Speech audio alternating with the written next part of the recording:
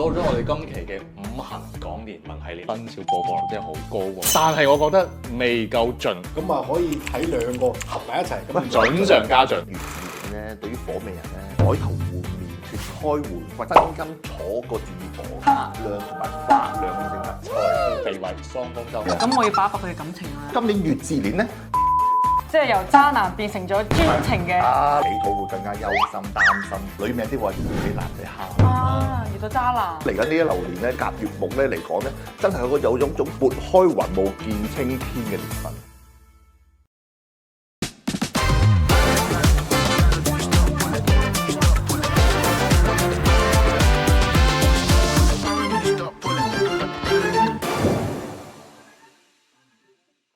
大家好啊，我係振鴻師傅。嚟緊我會每個月咧都會喺呢個 YouTube 頻道裏邊咧至少開一次直播嘅。直播期間咧，我都會送出免費嘅算命名額，大家可以添加下方呢個 WhatsApp 報名參加嘅。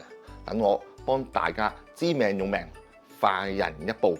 歡迎嚟到我哋個頻道大啊！家好啊！喂，師傅，我哋個個生肖播放率真係好高喎，好啊！但係我覺得未夠盡，我哋未夠榨乾啊！師傅啲專業嘅。因為我哋有10個唔同嘅呢個天干噶嘛，係啊日元係。不如我哋把呢10個都全部講一次，咁啊再對上嗰個生肖，咁啊可以睇兩個合埋一齊，咁準上加準。喂，咁啊要教一教觀眾點樣睇翻自己嘅日元先喎。我哋就可以用呢個先知命局呢個 APP 啦，將自己年月日時咧入翻落去，你個日字下低嗰個咧天干個字咧就係你個日元啦。OK，我哋觀眾都好醒啦，因為一直睇我哋節目啊嘛。咁木火土金水，我哋今期我哋先講木啦。喂，阿峰，你知唔知我近排有個甲木嘅朋友一直同我呻咩嘢咧？即係講佢覺得佢好努力，做嘢好認真，但係總係覺得差一把。我有月木嘅朋友係咁同我講過咯，係佢話佢即係感覺都幾有機會嘅，即係佢都做嘢搏，但係每一次到臨門一腳嘅時候都拍 Q 嘅。哦，始終木命人咁啊，需要啲火去暖身，咁先有啲發揮啊！喂，木火通明啊嘛，觸發關鍵詞。係啊，所以過幾年係咩年啊？水嘅年份啊！哦，喂，水嘅年份係水係生木，可以滋潤佢、滋養佢，令到好似有啲機會生機勃勃咁啊，叫做好似多咗好多機會，多咗好多表現咯。咁但係升職啊、加人工啊，甚至乎回報啊，都唔係太理想啊。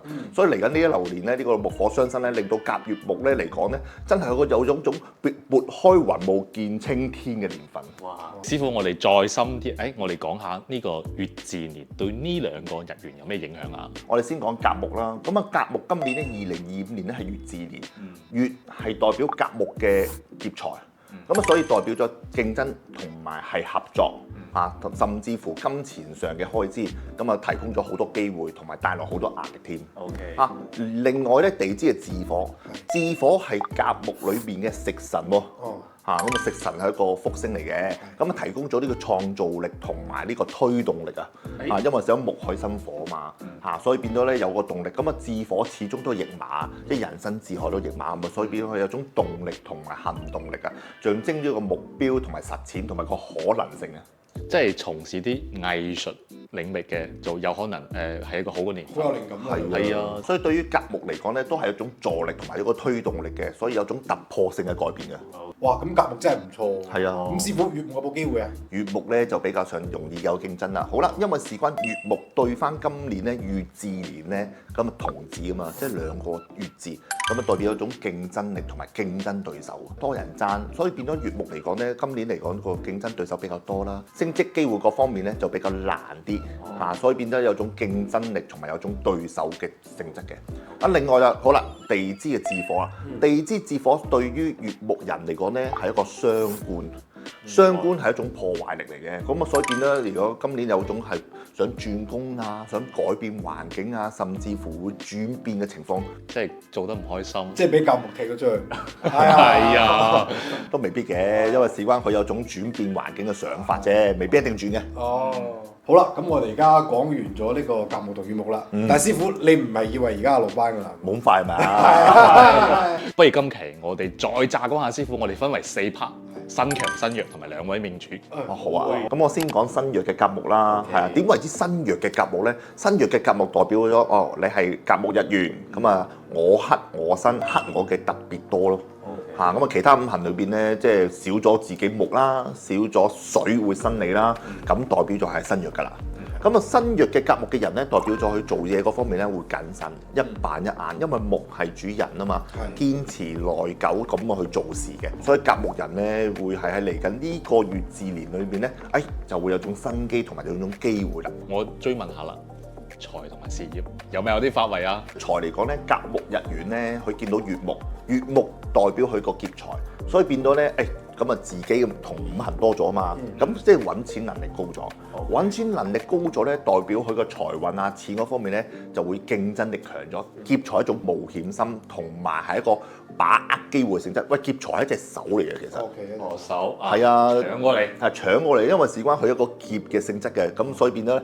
真係唔係話搶佢翻嚟，咁啊即使咧係俾心機同埋進取心嗰種攞佢翻嚟咁嘅性質，所以今年嘅財運啊同埋錢嗰方面咧都會比較上自信心強咗，競爭力強咗，所以咧人工嗰方面咧係表現上而得到好嘅回報嘅。咁即係咪即係因為佢係因為身弱，所以呢個同自己唔行多咗，所以就幫佢補咗下個身弱。係啊，因為身弱即係自信心唔強啊嘛，自信心唔強多翻啲月木。多翻月木嚟講咧，佢又唔同陰陽喎，咁啊唔同陰陽嘅個人咧個想法咧又有種脫變咗，咁啊冇咁固執，靈活咗，變化多咗咁嘅情況，所以劫財咧都係嗰種幫身嘅情況。我聽到一個關鍵詞叫變化。咁感情會唔會有變化？感情上咧都會嘅，因為喺感情上佢都會有變通啊，甚至乎會冇之前咁樣硬頸固執嘅。如果係單身嘅，都會冇以前咁啊一板一眼啊，咁悶啊，咁啊都會自己主動一下嘅。即係劫人哋條女，都唔係嘅，即係主動多啲，中意主動多啲咪機會多啲咯。劫就係一個機會嚟㗎。劫大膽嘅劫，未結婚都可以劫。咁唔係嘅，即係進取啲。喂，師傅，而家你講完個月啫喎，咁呢個巳火會對佢有咩影響咧？哇，巳火正啦，因為甲木見巳火咧係食神嚟㗎，食神係錢嚟㗎嘛，所以而家今年咧個運氣啊，甚至乎係走動性啊，同埋係個驛馬，巳係驛馬嚟嘅，所以變咗機會係多咗好多。咁所以變咗機會多咗，喂，又揾到錢喎，又有月木嘅劫財喎，咁啊個人個心態上咪好似正面咗，同埋佢有種鬥心咁嘅情況咯。所以月至年咧，對於甲木嚟講咧係一個好嘅年份嚟嘅，好嘅年。所以嚟緊呢一個25年、25年咧、26年、27年呢幾年咧都係見火嘅。對於木命人，尤其是身弱嘅甲木人咧，我建議你大家都係進修啊、俾心機啊，同埋一個進取心，多啲表現自己，多啲發揮。嚟緊呢一年咧，就係一個好嘅開始。好，咁我哋繼續講下身強啦，身強甲木咁又點啊？好，但係我先解釋一下咧，身強甲木係有啲咩性質？嗱，身強甲木即係木太多，或者身我嘅五行個水又太多，所以佢個人咧比較上執着硬頸，所以做事嗰方面太過強硬，唔係太過聽人意見。所以變咗過去嗰段時間2022、2023、2024呢幾年咧都有見木啊，所以對於甲木日元又身強嘅人咧，呢幾年其實唔係幾好。呢幾年係啊，因為成日容易破財啦，做事嗰方面咧太過多阻滯啦，太過唔如意啦，所以呢幾年都唔係太好。但係去到今年2025年月至年都唔係太好，因為仲有個木喺度。喂，師傅，我真係估你唔到啊！我以為你講好喎，好身強啊嘛。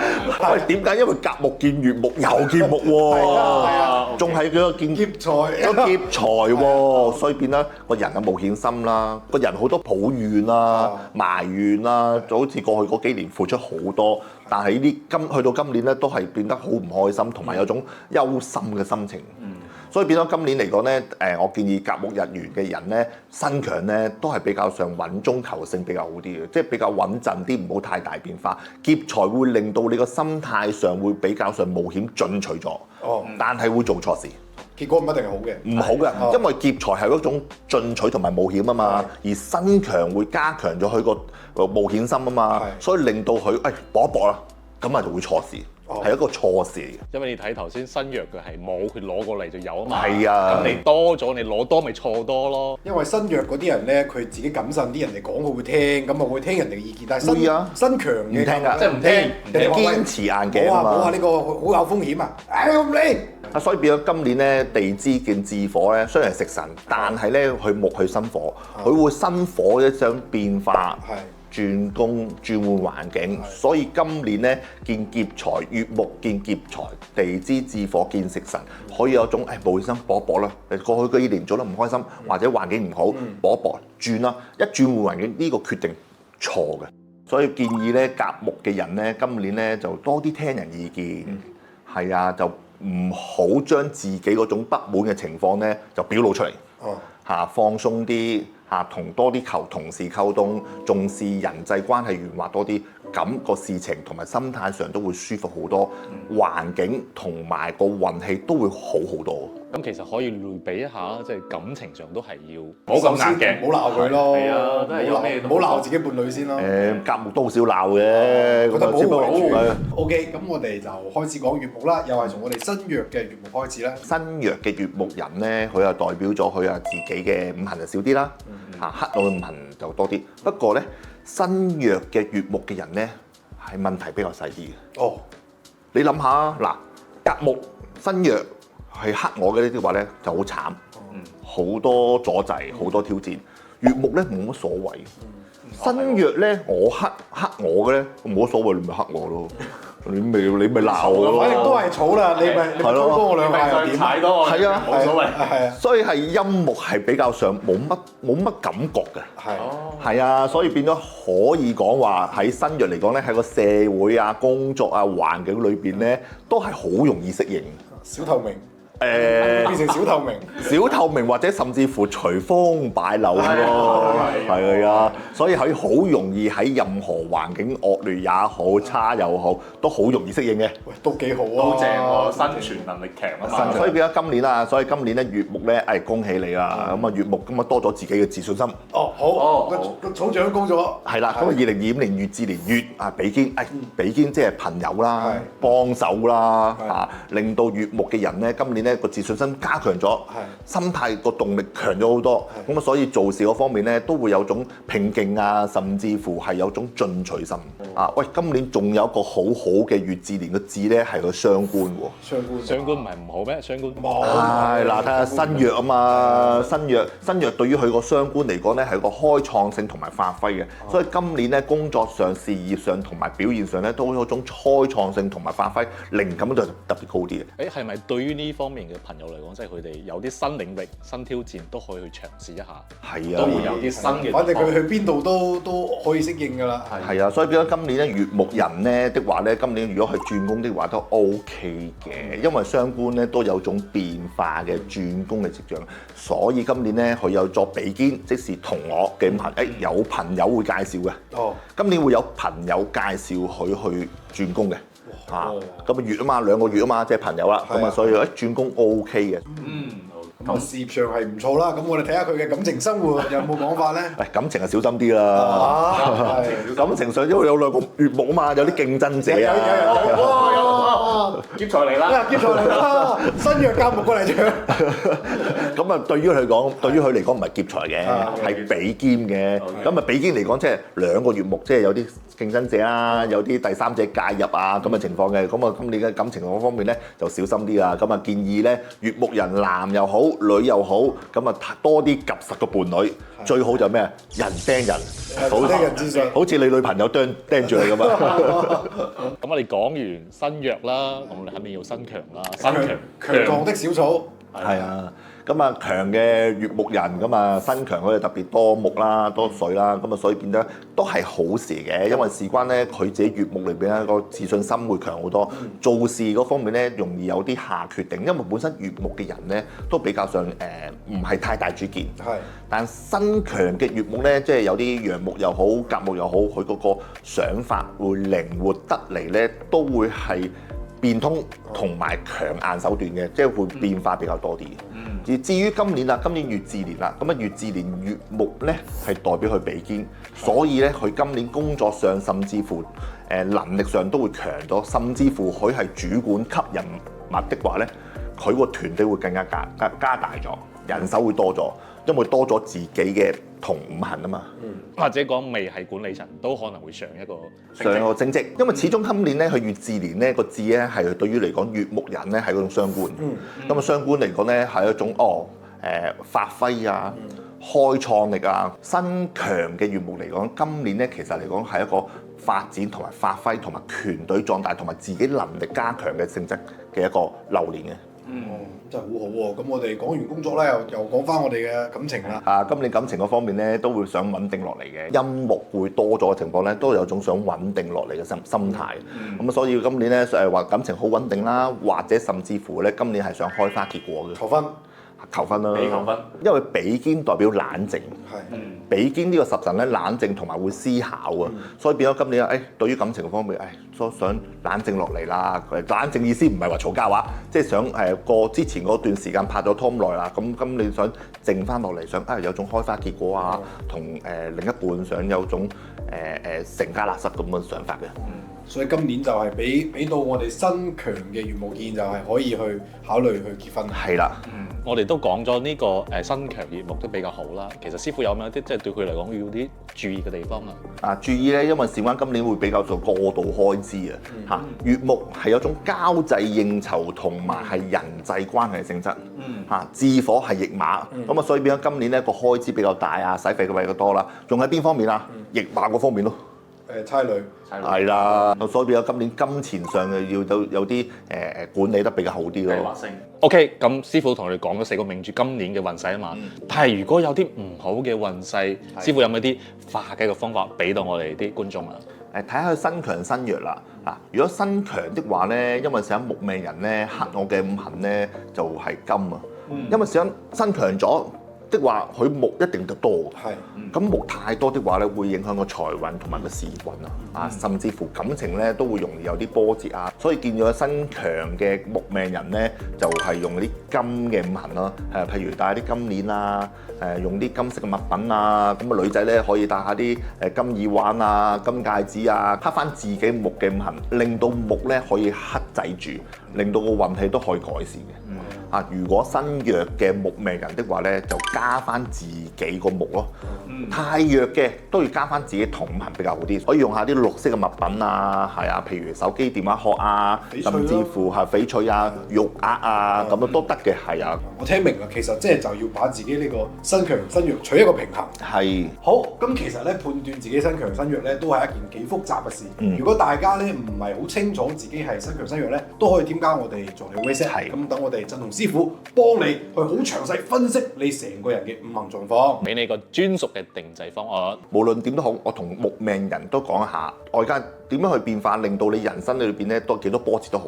真正決定你自己嘅高度裏邊咧，都係你自己嚟嘅。永遠係要你自己去行動力同埋決斷，去令到你人生先有改變。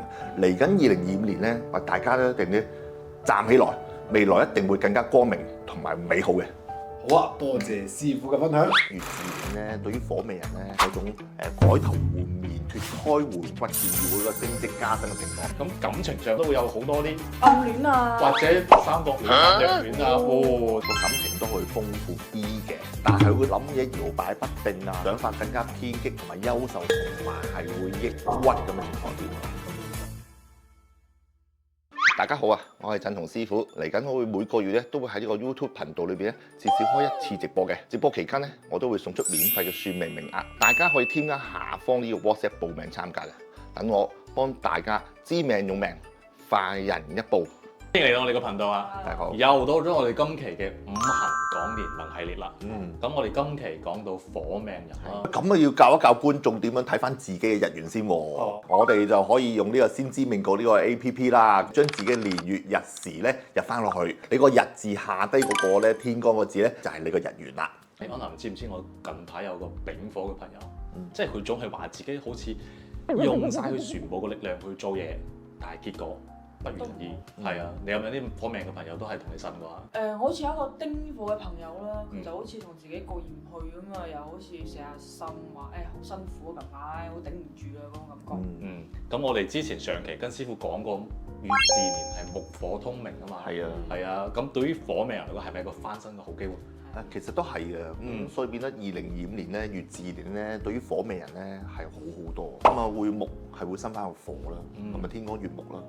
咁啊地支嘅巳火咧係會係通根透光，所以變到咧有種得祿嘅情況。所以今年咧嚟講咧，比起過去之前嗰3年咧，都會係有種改頭換面、脫胎換骨咁嘅情況。咁師傅不如同我哋詳細啲講下我哋今年嘅丁火同埋丙火嘅一啲事項啦。我先講講陽火啦，丙火。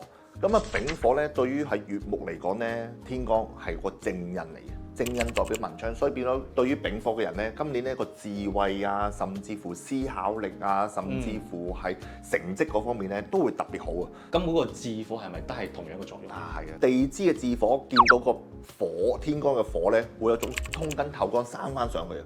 生翻上去個助力裏邊咧，更加令到個自信心同埋鬥心會加強咗。咁啊，所以變咗令到個天干乙木啊，會心旺翻佢地支嘅火咧，助旺翻佢個信心、鬥心同埋毅力嗰方面都會加強咗幾倍。就好似同嗰個火添把財咁咯。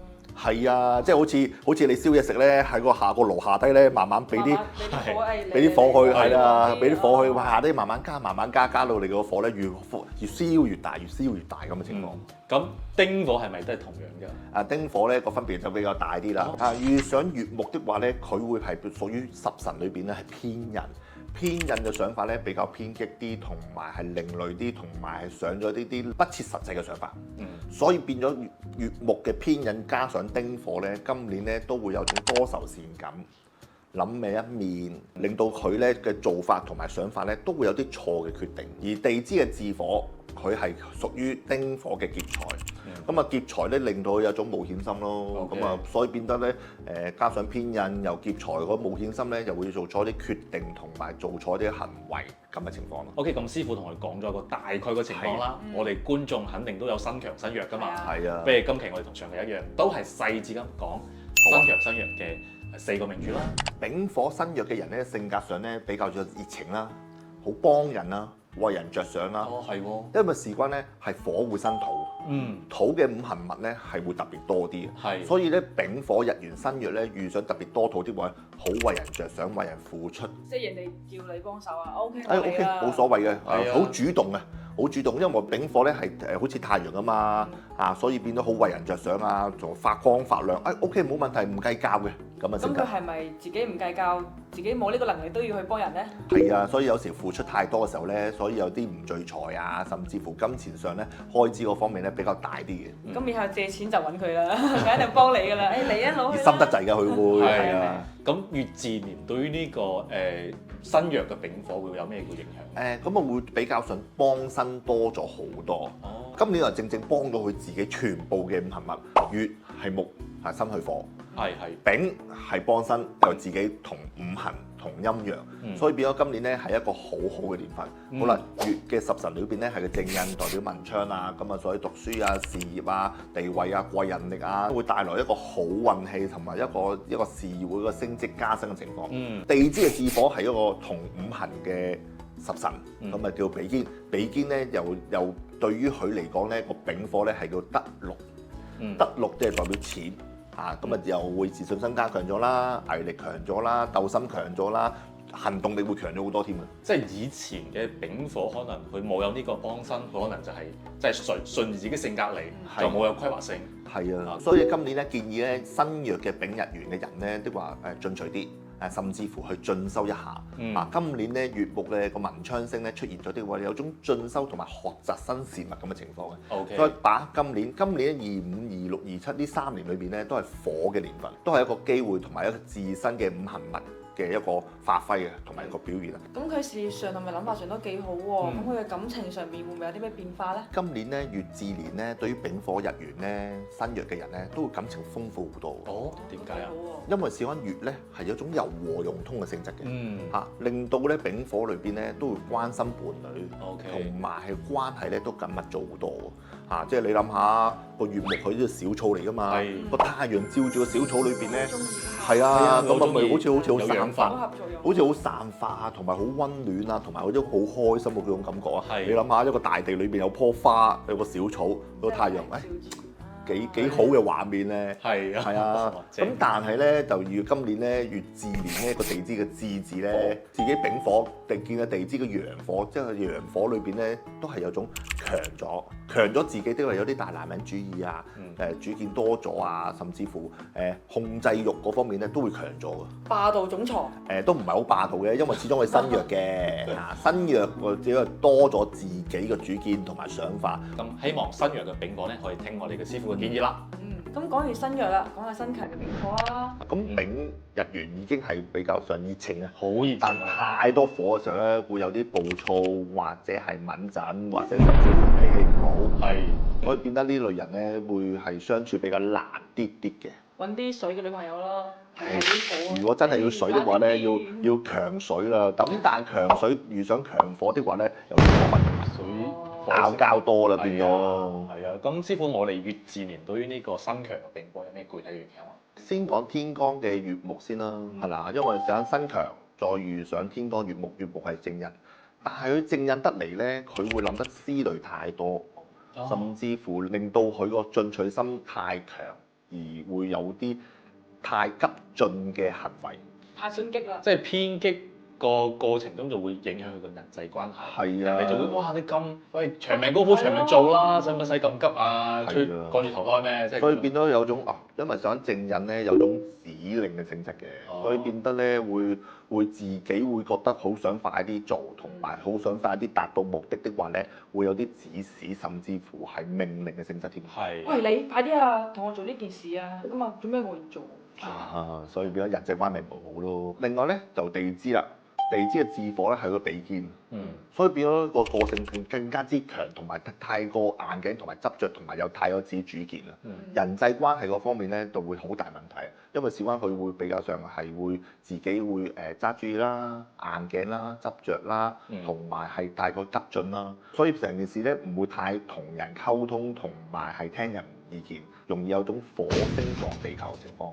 因為太過火啊嘛，太火，所以太過火的話咧，會辣咗好多問題。即係啲火太強，哇！好似啲火山爆發咁啊，一爆咁啊，會辣咗好多地方，辣咗好多範圍，令到人際關係方面，哇，好唔開心。所以好似師傅咁講，即係身強嘅丙火喺事業上咧，就要多啲注意啲人際關係嘅問題。係啊，收斂下啲，收斂下，控制下啲火太旺同埋太強。令到件事咧冷靜咗先，聽下別人意見先，同埋將自己嘅想法同埋做法咧拖慢啲。咁佢咁旺啦，咁感情上會唔會燒著埋自己嘅伴侶咧？都會啊，感情上啊，因為事關佢又會得祿啦。我哋先講地支先啦。OK，地支因為得祿咧，佢個主見太強、太硬頸、太執着，同埋太過專制。男仔咧就可能大男人。女人咧就大女人。係啊，如果女仔就比較嚴重啲添啊，因為小灣因為想火身強女命的話，脾氣都會大。好啦，講緊感情方面咧，所以變咗丙火的話咧，身強咧就會更加之會敏陣啦，心情唔好啦。咁啊，所以變咗天干月木雖然有個正印，正印佢都會係容忍同埋係好講道理。因為正印都有啲道理嘅，但係佢個道理就會噼哩啪啦咁乜不斷咁講咯，係咯，講完係好有道理啊，但係感受唔舒服，唔舒服啊，因為佢啲講嘅道理全部用啲好火啊、冚聲咁燒着人啊，咁邊度舒服咧？係啊。OK，咁我幫師傅總結啦。咁身強丙火嘅觀眾咧，咁就注意啲冇咁情緒化啦。係啊，凡事慢兩步，思考清楚。係啊，諗下對方嘅感受。OK，咁我哋講完我哋嘅丙火，咁就到我哋嘅蠟燭之火丁火啦。先講下身弱又點啊？身弱嘅丁火咧比較柔情啲，冇乜主見，即係啲咩選擇困難症嗰啲咧。喂，咁同丙火咪搭咯，咁佢咪咁都可以嘅，都可以係。咁但係咧就丁火身弱咧就會比較上自信心比較弱啲啦，係啊，行動力比較慢好多啦，甚至乎個人比較優秀啲添。咁我哋嘅乙巳年會唔會對我哋嘅丁火會有啲幫助咧？因為有木啊嘛。係啊，因為幫助好大啦。因為事關呢個月木咧嚟講咧，對於個丁火嚟講咧，都會係身我嘅五行。但身我五行咧，月木咧對於丁火嚟講咧係陰木對陰火，十神嚟講係偏印。偏印令到佢會嘅想法更加偏激同埋優秀，同埋係會抑鬱咁嘅情況添啊！咁嚴重。即係走極端，想法容易極端。係啊，偏咗一邊同埋係諗歪一邊咯。因為事關偏印咧係有種易怒嘅性質，所以月木係個想法，二路令咗丁火更加係杞人憂天嘅情況之下咧，諗得太過焦慮同埋憂心。但係木係有種貴人嘅性質，因為木生火啊嘛。最終都會有啲貴人力，即係啲朋友啊，即係幫佢解決問題啊，同佢講分析啊，同佢講唔好太過諗得太歪啊，太過負面咁樣嘅。咁可以多啲同朋友出去啦，多啲聽下朋友嘅意見就得啦。係嗱咁講啦，嗱新約嘅丁火人咧，因為始終佢會係比較上多愁善感同埋係憂心。同朋友出嚟聚會咧，嗱我可以咁講啦，你有朋友的話咧，係新約係丁火的話咧，你出嚟聚會食飯咧，你唔覺佢冇嘢嘅，佢一定係笑口噬噬啊，好開心啊，好內堂啊，好開朗，好樂天，埋住喺個心入邊。係啊，咪即係師傅之前講嘅，即係燃燒自己，照亮別人。係啊，所以變咗咧，做朋友的話咧，咁身邊有丁火嘅朋友新約的話咧，大家可以從八字裏邊咧去了解對方，多啲去知道，喂你丁火喎，平時多啲出嚟食飯。但係咧將你唔開心嘅嘢直接講我聽，我知你收埋㗎啦，你唔好收埋啊，你千祈收埋，你收埋朋友都冇得做，咁啊最好啦。OK， 係啊，咁感情上會唔會多愁善感都會有好多啲暗戀啊，或者三角戀啊、虐戀啊，真係會唔會？都唔會嘅，始終咧今年咧會偏印咧，即係月木啦，係會都係辛佢嘅，個感情都會豐富啲嘅。地支嘅巳火係劫財嘅，咁啊同嗰個伴侶嘅關係啊，甚至乎新戀情啊都會有機會嘅。哦，咁都幾好啊！係啊，都係相對嚟講感情上都會好啲嘅。係，所以講如果心諗唔開，多啲同伴侶去分享、傾訴啊。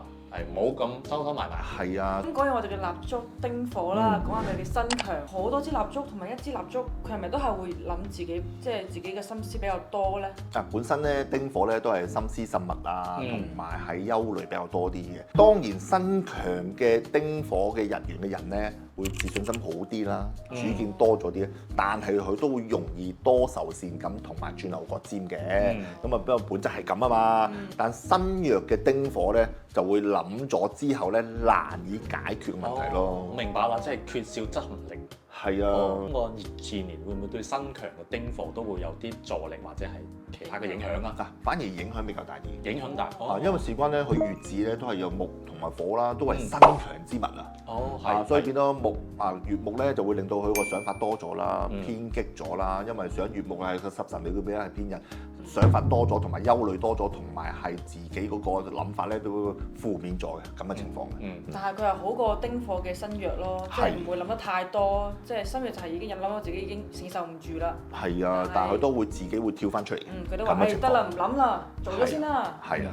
咁會具體展現在佢嘅事業方面會有咩嘅影響？事業方面咧都會有種貴人力嘅，咁啊始終咧身我嘅五行咧都係貴人力啦，同埋係會有受人賞識啦。我事業方面咧都會容易有種得心應手咁嘅情況嘅。即係所以我理解個師傅嘅建議就係咁，貴人嚟咗之後，你就冇太過情緒化啦。係啊，我哋要向前睇，唔好太過擔心，唔好諗得太多嚇，進取啲同埋係俾心機做就 OK 㗎啦。咁我哋嘅感情上有冇咩影響咧？感情上就會比較上自己會收埋自己多啲咯。因為事關佢會比較上有啲憂心啊，甚至乎自己會收埋自己啊咁嘅情況，心事比較多啲咯。因為事關佢地支咧係屬於係十神裏邊一個叫劫財啊，咁啊即係想法係反覆。想法反覆令到佢咧太多愁善感啊，諗嘢搖擺不定啊咁嘅情況咯，所以變咗今年你嚟講咧，佢思想反覆、心情不定，甚至乎會擺多啲專注喺工作上，喺感情嘅方面咧都會比較上淡啲咁嘅啫。係咁，師傅咁，我哋對於身強嘅丁火嘅觀眾有咩建議啊？我建議丁火身強嘅人士咧，今年去適當去輸出嘅自己情緒，唔好太宣泄下，因為上丁火咧好容易收埋。如果太多丁火、太多陰火的話咧，會令到自己個收埋個心床咧，會太多負面情緒嘅。咁會令到自己咧個工作啊、心態、健康都會有影響㗎。事關丁火咧，成日都覺得唔好呢啲自己問題，唔好煩人啦，唔好講。係啊，唔應該嘅。試下將自己個內心嘅感受咧，同另一半去傾下偈啊，宣泄下，或者甚至乎俾對方知道下，都係一件好事。OK，咁師傅都同我哋詳細講咗4種命格嘅特點啦。咁火命人咧，如果有啲問題，師傅有咩你化解嘅方法？建議新約嘅火命人的話咧，就會喺今年風水佈局裏邊咧，就有一個正南方。正南方咧係一個火嘅五行，咁啊，所以喺嗰個位置咧擺啲紅色嘅物品啊、裝飾品啊，或者甚至乎黐下啲紅色嘅揮春啊，或者甚至乎擺啲紅色嘅 cushion，令到新約嘅火命人裏邊咧喺正南方火。再加強火嘅五行物，令到佢自身嗰個信心啊，甚至乎心情嘅方面咧，都會正面好多，同埋會樂天好多嘅。OK， 收到火。咁新強嘅咧？新強嗰方面就冇擺南方啦。我建議咧就係個西位。西位咧今年咧2025年咧個西位係屬於文昌位嘅，喺個文昌位裏邊擺水中4支嘅富貴竹。水就會係節約翻火嘅五行，因為新強好多火啦嘛，太多火又俾啲水咩啊？俾啲水淋下佢，熄下佢，熄下佢就都唔會冚熄嘅。嚇咁啊！但係個文昌裏邊咧個事業啊、名譽啊、地位啊、科名啊都會有幫助嘅。OK。最後我俾翻火命人個建議，新弱嘅就最好放下呢個包袱。借助呢個貴人力，因為月木啊嘛，月木去身旺自己，去實現呢個事業同埋感情會有種雙收嘅情況嘅。新強火命人咧又要節制一下啦，因為時間已經係過旺啦，再加上今年乙巳年咧旺上加旺，要專注下自己內在成長嘅想法，甚至乎將個實際情況咧就要累積落嚟，避免咧人際關係嘅感情關係嗰方面咧太多摩擦同埋太多阻滯啦。咁師傅嘅建議一定要乜低喎？2025年無道幾土會有咩嘢變化？權力、地位同埋工作機會都會增加。老細好想識你，俾心機做啦。我有加班。咁順咁個感情。方面咧，己土會更加憂心、擔心，性格上咧都會容易受挫。女命啲話容易俾男仔蝦。啊，遇到渣男。大家好啊，我係振同師傅，嚟緊我會每個月咧都會喺呢個 YouTube 頻道裏邊咧至少開1次直播嘅。直播期間咧，我都會送出免費嘅算命名額，大家可以添加下方呢個 WhatsApp 報名參加嘅。等我幫大家知命用命，快人一步。Hello， 大家好。大家好。歐南啊，你有冇發現咧？我哋上一年好似做咩都係爭少少。係啊。好辛苦，爭少少爭啲，好難啊！係啊，爭啲運仔咯，可能係。唔係啊，你我見到好運㗎咯已經。唔係嘅，咁啊事關咧，今日我哋嘅主題咧係講緊無土嘅，咁我同安南都係無土嘅，即刻趯走阿一航，我哋過嚟聽課。即係你哋大多都係陽土，係都係陽土。中秋節嗰隻。係啊，冇錯。咁啊要教一教觀眾點樣睇翻自己嘅日元先喎。我哋就可以用呢個先知命局呢個 APP 啦，將自己年月日時咧入翻落去，你個日字下低嗰個咧天干個字咧就係你個日元啦。咁陽土過去嗰幾年都唔算太差，麻麻咯，又幾辛苦嘅，辛苦啲咯，壓力大咯。因為之前我喂虎年、兔年，跟住2024年係甲辰年，壓力大啲咯，多啲嘢做，因為容易有變化喎。好啦，師傅，所以我哋主要目的就係想向你請教下2025年無土幾土會有咩嘢變化？陽土嘅係會硬淨啲啦，係啊，即係陽土係一個硬嘅石頭，硬嘅石頭即係執着啲啦，硬頸啲、固執啲啦，同埋係有堅持啲嘅。喂，陽土有個特性嘅，傾向容易做生意。我哋入錯行啦，即係係啊，未必個個陽土都係做生意嘅，係咪先？咁啊，只不過陽土嘅性格咧裏邊咧都係比較自信心強啲啊，同埋心思裏邊咧計算啲嘢。啊，你覺唔覺得你哋自己咧都會有種成日都計住咁嘅想法㗎？係啊，可能因為個荷包唔夠，所以尤其係啲加班計住買邊個包包係咪啊？係啊，儲翻啲錢㗎嘛。跟住我哋講陰土啦，陰土咧就係一啲鬆散嘅泥沙、泥土啊嘛，所以陰土咧比較上咧會容易受人唆擺啦，冇乜主見啦，自己個能力咧都會被人利用嘅。哦，搣佢係啊，即係差完咁扁咁咯，係差完咁樣。仲有一個特性喎，陰土咧比較上少説話。咁你可以留意下身邊朋友啊，如果陰土的話咧，佢會陪你去街，陪你係周圍去聽你講嘢，但係佢就比較少講嘢。啱啦。好啦，咁師傅，咁2025年究竟對我哋土命係好定唔好咧？2025年咧，因為事關係乙巳年啦，咁乙巳年咧都係一個五行係木去克土，都係個好嘅年。當然佢係一個正官同埋七殺啦，咁啊都係一個權力同埋地位同埋身份提升嘅一個好處嘅。個巳咧係火嚟㗎嘛，火會生翻個土。咁啊都會令到個戊土咧都會比較上有啲生機蓬勃同埋機會多啲。陰土咧咁啊變到有啲栽培同埋係發展嘅機會啦。你諗下，一啲泥土、一啲黏土，佢會猜咗一個飯碗形狀或者花樽形狀，佢跟住擺喺個窯入邊去燒。所以變咗幾好嘅泥土，佢成為一個形狀之後咧，佢一定要經過一個步驟，就係要燒㗎。所以變咗今年乙巳年咧，有呢個巳火咧，會燒呢個陰土的話咧，其實有種生機蓬勃同埋機會增加，同埋係一個貴人力嘅幫助。咁我哋都分新強新弱嘅，係咁我哋都係弱嘅，我哋拆弱嚟講下，係啊，拆開嚟講下。好啦，嗱，我哋先講下新月嘅戊土先啦。嚟緊新月嘅戊土2025年嘅運勢啦。咁啊，當然戊土啊新月裏邊咧都會特性就話自信心都有嘅，但係都唔太強，因為自己佢本身個土嘅性質唔係少啲啦，就會聽你意見，最終咧都會諗下思考下，土係會計算啊嘛，去諗下思考下，最終都會揀別人嘅意思或者揀別人意見，只不過身旺嘅戊土人咧係唔會咯。即係硬頸啲我明咯。啦，就係新約嗰啲毛土佢嚿石細啲，嗰啲風吹下佢都係識喐嘅，但係嗰啲大石就一啲都唔喐啦。係啊，都唔喐啦，吹極都唔喐啦，紋絲不動啊！所以變咗戊土人，如果新約的話咧，佢多多少少咧，佢個自信心都唔會比起其他五行物裏邊咧都會弱嘅。所以變咗今年遇上呢個乙巳年咁啊，乙巳年我係佢嘅正官啦，正官個發揮權力、地位同埋工作機會都會增加咗嘅。都幾好啊，聽起身。唔錯㗎。咁嗰個火咧？你又啱啦，巳火啊嘛，巳火雖然係佢個偏人，但係咧巳火都會係令個戊土咧都會有種推動力同埋呢個貴人力啊嘛，所以變咗生機嗰方面咧同埋機會咧都會增加咗好多，所以變咗把握機會。把握呢個乙木嘅正官，工作身份地位都會得到呢個提升，同埋有人賞識嘅。太好啦，事業上面咁順，咁啊感情方面咧，感情嗰方面你一定係豐富啦。第二個其實真係啦。係啊，木去克土啦，咁啊變咗呢個機會增加啦。但女命就好啲啊。女命咧，因為時間係克我嘅五行係官。正官啊嘛，即係官殺都係男嘅，即係男性緣嚟嘅。咁啊，所以變咗今年有啲男性機會啦。如果你拍緊拖的話，咁啊代表咧你個另一半咧對你好好，係啊，俾錢你使，太好啦！咁啊，同埋因為巳火咧都會對你溫馨同埋溫暖嘅，咁嘅性質咯。好，咁師傅啊，既然咁正啦，但係我都要百密一疏嘅，有冇地方係要注意一下嘅？都要考慮一下，因為事關機會多咗啦，自己個自信心啊，都會增加咗啦。咁啊，把握機會同埋呢個增值下自己，因為過去嗰幾年裏邊咧，工作係真係會忙碌啲。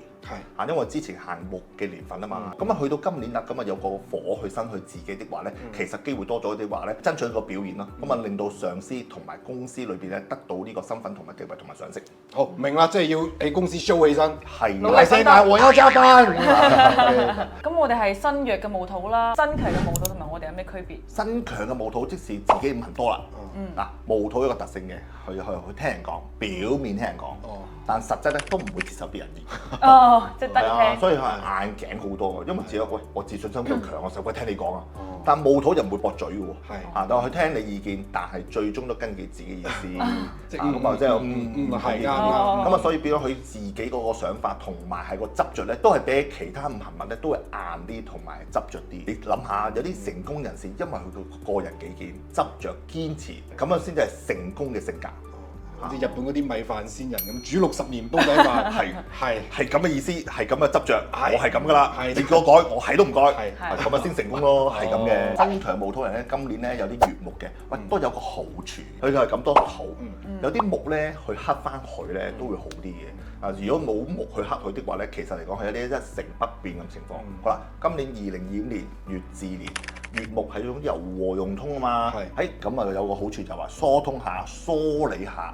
硬嘅石頭，令到佢都會容易啲人際關係啊、變化處事嗰方面咧，圓滑度高啲嘅。即係令佢軟弱少少咯，即係係啊，即係啲根咁樣扎落去個土入邊。你諗下，其實喺任何大嘅石頭，即係山邊嘅大嘅石頭，一粒種子一跌落個石頭裏邊咧，佢會生根、發芽、長出樹木。或者係一啲植物，所以乙木咧係可以穿透一啲戊土，甚至乎係身旺嘅戊土人咧，都可以穿透入邊石頭入邊咯。咁嗰個火同埋火咧都有少少佢貴人力啦，但係個偏人雖然個偏人有啲偏激啲，甚至乎佢想法同埋諗法咧都會有啲易怒啊、另類啲啊、創新啲啊、特別啲嘅思考嘅性質嘅。所以總嘅嚟講，對於新強嘅毛肚都係仲 OK 嘅。係啊，好，咁我哋而家講下呢個毛肚新強嘅呢個感情喎，鐵石心腸，啲石心咁啊都係硬石啫，咁啊硬石最終咧都會俾乙木軟化到嘅。感化到。係啊，雖然男性咧係陽土身旺的話咧，佢都比較固執啲、硬頸啲。咁啊，今年咧都會有啲柔情嘅嚇，都會關心別人嘅，都會關心另一半嘅。咁但係女命咧都更加之好啦。咁啊女命咧因為事關咧會乙木咧係佢正官啊嘛，咁啊所以變咗有如果單身的話咧就會有感情嘅開始。嚇，咁如果係拍緊拖的話咧，咁啊今年嘅關係咧都會有啲緊密嘅情況嘅。哦，咁好似毛肚人都不錯。係啊，都唔錯，唔論新強新係啊弱 OK 啊，恭喜恭喜！咁毛肚咁好啦，都要有啲注意嘅地方㗎吧？雖然今年咧個機會多咗，貴力強咗，工作幾忙都好啦，盡量咧擴闊自己嗰個工作嘅圈子，識多啲人。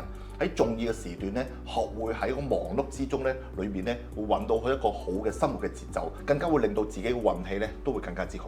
唔好淨係側重喺嗰個工作裏邊。另外咧，同個家人多啲溝通，同埋關心多啲身邊嘅朋友啊、伴侶啊，唔好太過冷淡嘅關係，會令到大家咧個關係容易疏離。好啦，我哋而家講完毛肚啦，咁我哋就開始講緊呢個己土啦。我哋先從新弱嘅己土開始啦。係嗱，新弱咧個己土咧會係有個性質嘅，佢嘅性格上咧都會容易受人唆擺，容易被人差圓咁扁咯，甚至乎我克我嘅五行同埋我克嘅五行又多啲嘅時候咧，我會自己嗰個自信心都會弱好多，容易聽到人嘅意見啦，甚至乎要用女命的話，容易俾男仔蝦添。咁就要注意啲啦，唔好俾人好似亂咁攣啊！係啊係啊係啊，所以今年乙巳年咧新弱嘅己土嘅命格的話咧，今年個壓力同埋心情上都會比較差啲。哦。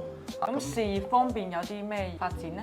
事業嗰方面咧，今年咧個工作壓力比較大好多，因為事關乙木係佢個七殺十神嘅七殺，咁啊十神七殺嗰度係一個壓力同埋一個挑戰，所以變咗佢會更加己土會更加憂心、擔心同埋焦慮咁嘅情況咯。雖然地支有個巳火係佢嘅正印，咁啊都會有種開心嘅一面，同埋係有一個正面嘅情況會出現嘅，即係最終佢都會揾到啲朋友啊，揾到個渠道啊，揾到個方法啊，令到佢自己開心翻。咁最後個結果好唔好咧？最後結果都係好嘅，始終有個正印，個正印就係個巳火咯，係啊，即係叫做個老細好想識你，俾心機做啦，做多啲咁咯，加班最後都能者多勞啊，都可以賺翻啲加班費嘅，係啦。咁啊講完工作啦，我哋睇下呢個己土嘅感情啦。係感情就嗰方面咧，睇下女命啦，我哋先講女命啦。女命咧，因為成日己土咧遇上乙木，乙木就係個七殺啦，咁即係男性緣啦。咁啊，今年如果單身嘅就會遇上一啲唔好嘅男性咯。遇到渣男。係啊，小心啲啦。如果有追求嘅對象嘅，咁啊，我建議佢哋多啲了解對方個背景同埋佢個性格，咁啊避免咗即係開始咗之後先發覺原來有另一半，或佢個脾氣比較上係七殺，即使個脾氣比較上惡啲，同埋係對你唔係太過斯文咯。咁啊，所以開始嘅時候咧就小心選擇同埋揀擇，了解對方多啲比較好啲啦。就可以揾我哋嘅師傅睇下八字啦。係啦，有需要嘅揾我睇八字。加我哋嘅 WhatsApp 係啦，冇錯。OK，除咗揾師傅睇八字，仲有咩辦法可以令我哋嘅新弱己土開心啲咧？你啱啊！最緊要咧學識斷捨離，斷捨離係啊，減少一啲無謂嘅人際關係嗰啲。即係糾纏啦，係啦，咁啊將啲精神時間集中喺個重要嘅人同埋事業裏邊咧，會令到自己更加開心。咁啊最緊要學識跳出個舒適圈，因為新弱嘅戊土人咧係啊都好怕事，都好驚嗰個前路嘅，所以變啦，試下跳出呢個舒適圈，令到自己去試下揾下一個挑戰同埋一個新機會。咁我哋講完我哋嘅新弱己土啦，咁講下我哋嘅新強己土啊。好啊，嗱新強己土就比較好啲嘅。我哋之前講過啦，己土係一種多才多藝啊嘛，新強的話咧，佢個變化更加之好嚇，因為事關咧佢己土裏邊咧可以發揮佢自己表現啦，自信心嘅強啲啦，甚至乎如果新強有啲火性質的話咧，佢個發揮同埋表現又更加之大。再遇上今年咧嗰個乙巳年啊，乙木嘅七殺，令到啲土會有啲栽培同埋去發展機會。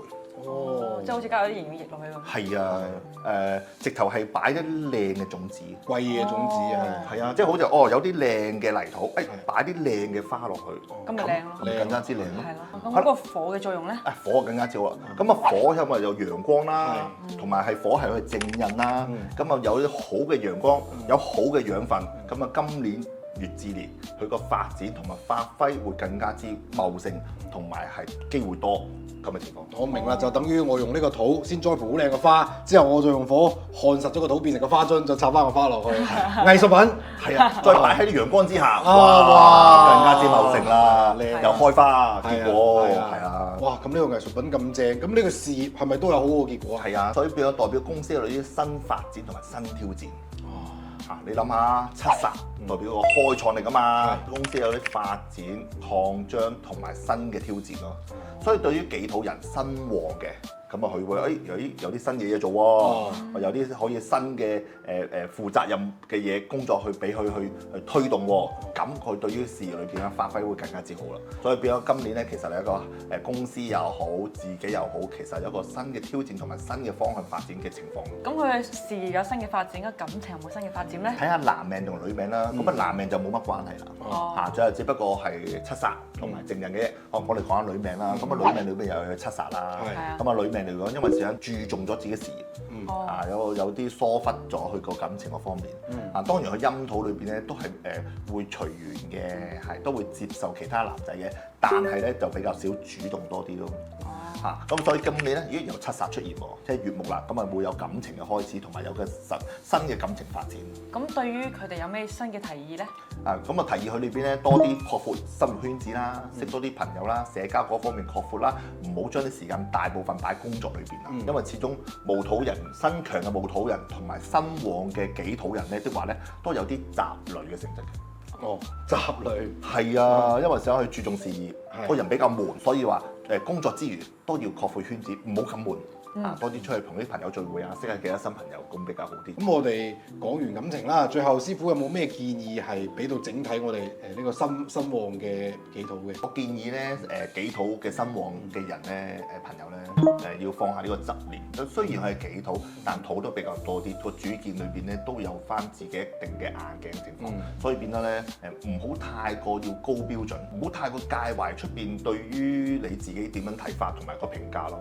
所以有時咧，因為己土咧都好計自己感受啊，所以變咗唔好太過介懷，太放開啲嚇，咁啊變咗令到自己個心態啊同埋心情上咧都會開心好多。即係唔好成日俾人哋搣你，佢想搣你，你要學識拒絕。係啦，係啊，即係唔好覺得人哋個意見啊、批評啊，或者甚至乎係個想法啊，唔好擺喺心度啊，放開啲，咁啊更加之好。咁師傅同我哋講咗4種命格啦，咁我哋唔好嘅點樣去化解咧？都有嘅，我都會係建議翻有啲風水嘅佈局嘅。先講下身弱命啦，因為身弱命咧需要係要個土啊嘛，同埋係火啊嘛，先要令到佢嘅自己嘅五行物咧都會加強翻嘅。所以正南方係自火，火會生翻旺個土，咁可以擺翻啲紅色嘅物品。例如啲風水擺設啊，甚至乎cushion啊，甚至熟悉嘅植物，係啦，紅掌啊，係啊，所以變得植物係會話生旺木生火，會生翻土啊嘛，會更加火通明。係啊，又成日都記住木火通明。係啊，OK。身旺啦，係嘛？身旺嘅命咧就唔好再火咯喎，係啊，咁啊始終都要疏通啊，要啲木啦。咁我睇呢個正東方。東方係屬於五行係木嘛，咁啊變咗可以擺翻呢啲4支富貴竹，水養重植物，4支富貴竹，咁啊你已經可以做到師傅噶啦。咁我哋正宮位咧就係擺翻4支水做個富貴竹，咁啊水又收翻木咯喎，木又克翻佢土咯喎，身旺啊嘛，身旺咁多，嗰日用啲木去克佢啦，係啦，咁啊好啦，我哋可以擺翻啲4支水做富貴竹，係令到呢個身旺嘅土命人咧疏通下。好係啦，所以記住整秘訣咧，一定要有個技巧，只要去穩中求勝同埋穩打穩紮咧，未來嘅路咧一定會越嚟越好，越嚟越寬闊嘅。好多謝師傅今日嘅分享。個陽金同呢個陰金睇下總體嘅影響係點啦？陰金坐個字火，克量同埋發量咁樣，財富地位雙豐收。人又冇咁串啦，錢又揾到咗。即係以前你在公司小透明，喺老闆發覺喂呢個掂喎，係掂喎，點零喎，裏面又有7殺，遇上呢啲。嘅男仔啦，渣男啦，同埋同佢愛財啦。你呃埋錢。大家好啊，我係振同師傅，嚟緊我會每個月咧都會喺呢個 YouTube 頻道裏邊咧至少開一次直播嘅。直播期間咧，我都會送出免費嘅算命名額，大家可以添加下方呢個 WhatsApp 報名參加嘅。等我幫大家知命用命，快人一步。歡迎嚟到我哋頻道。哇！有冇發現有啲唔同啊？喂，你今日要參加多斯洛克比賽，你要對戰師傅。我邊對戰？我今日呢身係要打147度。係今日我呢身咧係同我哋講呢個唔係好貼切嘅。係估下邊個？咁啊，唯有係金啦，都有帶晒鏈啦。精緻 boy 啊嘛，師傅。精緻 boy 喂，有金咧着套金色出嚟噶嘛？冇錢啊嘛，師傅。OK。好，咁我哋今期咧同大家講下庚辛金嘅2025年嘅年運啦。好啊 OK。咁啊要教一教觀眾點樣睇翻自己嘅日元先喎。我哋就可以用呢個先知命局呢個 APP 啦，將自己嘅年月日時咧入翻落去。你個日字下低嗰個咧天干個字咧就係你個日元啦。咁我哋都可以分開陽金同陰金啦。喂，陽金咧係啲大把刀。即係大刀闊斧啊、關刀啊、菜刀啊，咁呢啲大把嘅刀，係嘛？所以變咗金命人咧，陽金咧係會特別果斷嘅，決斷力強，同埋係行動力強。金咧有種特性嘅，陽金又好，陰金又好，多嘢講。因為金命人咧，佢比較上會主動性強啲啦，行動力強啲啦，所以講嘢嗰方面咧都會比較快同埋急嘅。所以變咗同啲金命人講嘢啲話咧，你會感覺上好似比較上好直接啊、唔舒服啊，甚至乎話你使咪咁直接啊咁嘅。係辛金應該係好啲嘅，精緻 boy 啊嘛。喂，辛金比較上係一啲金銀珠寶或者細把嘅刀，或者係啲針咯，即係針線嗰啲針。所以變得咧，佢會説話上咧比較柔和啲啦、修飾啲啦，同埋愛美。但係咧，因為就頭先都講過，金係比較多嘢講嘛。辛金咧講嘢嗰方面有啲尖鋭性嘅，即係好似支針咧鋭你啊，陰你，陰地，係啊，鋭你啊。但係鋭完你之後咧，你覺得好似冇乜嘢㗎。但係咧聽落咧好似有啲骨咁，有啲唔爽。係啊，咁好似咦頭先都講句説話讚我定串我咧咁嘅。所以變咗咧陰陽唔同咧個感覺上已經好唔同啦。咁師傅話我哋就同呢個陽金同呢個陰金，我哋睇下總體嘅影響係點啦。咁我哋先講喺陽金先啦。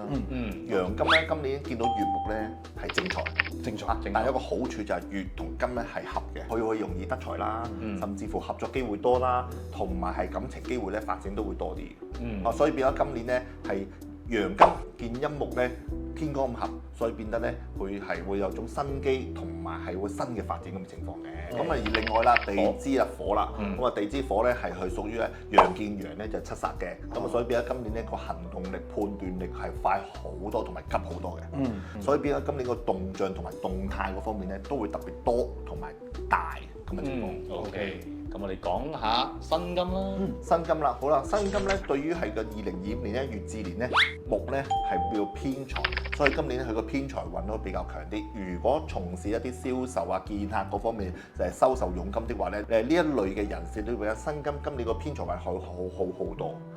因為小辛金係愛美啊嘛，人際關係比較好啲啊嘛，月木係社交啊嘛，所以係陰金克陰木變咗偏財啲話，今年偏財運係特別多同埋好啊。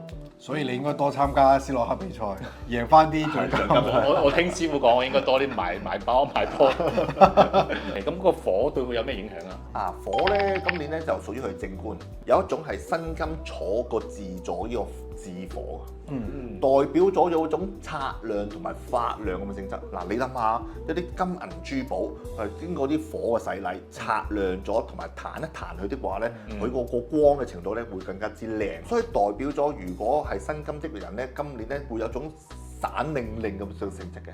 哇！即係精緻 boy 再精緻，再發晒光，再華麗啲。係啊，華麗啲。所以得啦，師傅你啲漂亮説話已經可以講到呢度啦。我知道最終都係要把佢拆分成新強新弱，需要一定會有人受傷嘅。我知道係有分別噶嘛。係啦。我哋先講新弱嘅金金啦。新弱嘅金金即是佢自己個金嘅文少啲啦，或者土嘅比較少啲。但係唔緊要啊。金命人咧有個特別好處，永遠都會遇上貴人。哇！咁正。係啊。因為小金金容易遇上土係佢個貴人力同埋身外嘅五行物啊嘛，所以變咗機會比較多啲，貴人力會多啲，所以變得咧事業嗰方面咧都會有啲貴人力相助啊。但係咧又遇上呢個木的話咧，佢都容易破財嘅。哦，木太多都會破財。係啊，因為小安你諗下，如果金命人係少，但木好多，你可以斬幾多柴啊？斬到個斧鈍晒啦，你就要買多把新嘅。係啦，咪破財咯。咁我追問下，即係如果表現喺我哋嘅事業發展方面會點？同樣一個道理啦，因為身弱啦，即係個克我同埋我克嘅五行特別多的話咧，火會令到嗰個金的話咧，會有種消耗啊，甚至乎壓力太大，用咗。頭先都講過，木太多的話，佢嘅鈍同埋會崩啊嘛，咁咪會去破財啦。第二樣嘢，如果佢火太多，會令到壓力會溶咗，同埋個意志力都會薄弱咗。今年係會容易病，即係唔單止事業，身體都會出問題。身體會差咗，因為事關今年月至年的話咧，壓力咁大嘅情況之下咧，佢會覺得會自己好擔心自己做唔嚟，甚至乎做得唔好。咁啊，所以健康嗰方面嘅質素變差。咁我哋可唔可以在年光嗰度睇到佢邊個身體會出問題啲啊？可以啊，今年我哋月至年，月係主木，木係主光啊，所以今年佢光咧係會容易出事嘅。咁師傅點解要喺個年光度睇嘅？八字咧個屬於係天干同埋地支啊嘛，現象從天干看，事件咧從地支尋，所以咧個現象咧係個月木，木主光同埋呢個甲狀腺。甲狀腺咧都係屬於木嘅，所以變咗今年咧個甲狀腺同埋肝咧都會容易出事。哇！可能都係工作做得太搏啦，壓力太大。咁我哋講到事業啦，事業嘅壓力咁大，會唔會感情上都會有啲危機出現啊？情場嗰方面咧都會合個月木嘅，因為金同埋月木咧係天干五合噶嘛。雖然佢係合咗呢個正財，但係都會煩嘅，會遇到啲煩嘅女人啦，或者甚至乎自己感情上都會多煩惱，支出大。咁啊，甚至乎可以咁講咯。今年係巳啊嘛，驛馬啊嘛，即係另一半可能要多啲去旅行啦。使費多啲啊！銀包唔係幾支持，係事業唔得，銀包唔係幾支持。但如果女命咧就咁講嘅，都有七煞喎。女命又有七煞喎，係啊，即係遇上嗰啲唔好嘅男仔啦，渣男啦，咁啊同埋破財啦，俾人呃埋錢啦，因為始終咧天干嘅月木會生旺個火，火又會翻過自己根金，咁啊令到自己個感情上會容易受挫啦，容易被騙啦咁嘅情況嘅。咁師傅啊，咁你有咩建議俾到我呢個比較差嘅呢個身弱庚金咧？咁啊感情上嗰方面咧，大家要小心選擇啦，甚至乎今年有對象的話咧，大家感情上咧都係多啲溝通啦，即係使費上咧可能今年會比較大啲，咁啊就一就你個另一半嘅荷包啦。你呢個溝通原來就係用使費嚟溝通啊，師傅。減少開支啦，你增加開支啊嘛，或者好辛苦㗎，係啦。咁啊，如果冇嘅單身嘅，咁啊遇上新嘅戀情的話咧，小心選擇，係啊，小心啲渣男減到。咁啊，事業嗰方面係明嘅，即係今年都會壓力大嘅，因為成日木天干月木會生旺火，火會俾翻自己壓力好大。放鬆啲，過咗今年之後咧，下年就會好好多㗎啦。OK，咁收到料啦，各位觀眾，我哋繼續講下身強嘅庚金。身強咁樣，就係自信心會強啲，行動力強啲，係咪果斷啲㗎嘛？金喎果斷，行動同埋主動。所以變咗今年咧，又有呢個月木喎，月木咧佢係五合嗰個庚金啊，令到佢嗰個行動力、果斷力再加強。但係佢有個好處就係個地支啦，個地支咧個七煞咧個自火咧都會克住翻佢個庚金，令到佢會冷靜啲，唔好太過衝動。所以變咗今年咧嗰個成果的話咧，會因為係火去克金而去生翻個財嘅，即是個月木嘅錢啦，財富地位雙豐收。係啦，人又冇咁串啦，錢又揾到咗，係啊，有錢。有地位，係啊，所以今年咧其實嘅機會好多，自火個機會增加佢個行動力同埋驛馬，即使會走動好多，出差啦，仲好仲開心，因為成日多嘢做同埋多機會，個壓力嚟講咧，佢覺得好開心啊！今年有多機會啊，越做越暢順嘅咁嘅感覺。主要係因為呢啲機會都可以最後變成錢。係啊，個月木啊，我貪心啲。得唔得財色兼收先？係啦。如果男命嚟講咧，真係會做財色兼收㗎，因為生男命咧身旺啊嘛。佢身旺得嚟咧，佢會自己主動力同埋行動力都會強啊，即係會有啲主動去識識女仔啦。甚至乎有拍緊拖嘅，佢都會對個女朋友特別好啲啦。使錢嗰方面會疏爽啲嘅。因為你賺多咗啦嘛。賺多咗嘛，係啊，喂，今年花紅出多咗，同你去遠啲，玩開心啲，唔使行公園啦。咁女命咧，女命有冇講法？女命都好嘅，因為寫新強啊嘛，新強嗰啲今年咧就合咗正財，工作運都好嘅。咁另外咧，因為有七殺出現嘅，咁如果單身嘅今年都會有感情嘅開始啦。如果拍緊拖嘅，今年咧佢會聽多啲另一半講，因為火會克金啦，所以比較今年嘅感情上嘅關係咧都比較甜蜜嘅。咁啊真係好正啦！我咁樣嘅話就我建議係你哋唔好再有咁嘅渴求啦，唔好建議啦。好嬲啊！